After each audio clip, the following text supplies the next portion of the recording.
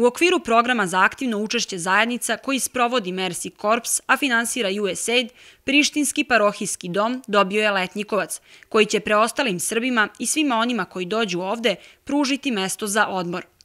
Pored Letnjikovca, u dvorištu se nalazi i mali park sa ljuljaškama i klackalicama, koji puno znači ovdašnjoj preostaloj srpskoj deci.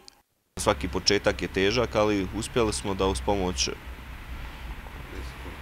Mercy Corps uradimo neke projekte da bi itekako olakšali život ove zajednice.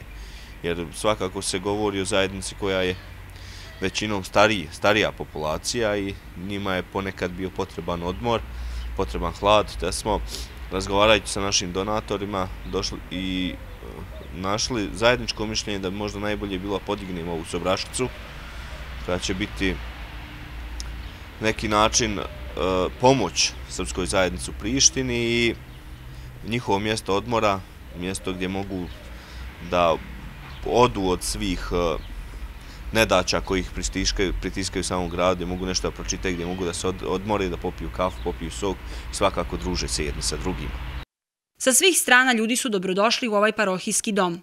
Pored toga što mogu da se odmore i koliko toliko zaborave na svoje probleme, mogli su da se informišu o svemu što ih interesuje u informativnom centru, koji je u okviru parohijskog doma. Za one koji su za rekreaciju, tu je stoni tenis, a ovaj centar je pružao usluge i u vidu smeštaja. Informativni centar u Prištini je otvoren donacijom Mercy Corps i program je trajao 9 meseci. Inače, informativni centar je postojao i pre toga.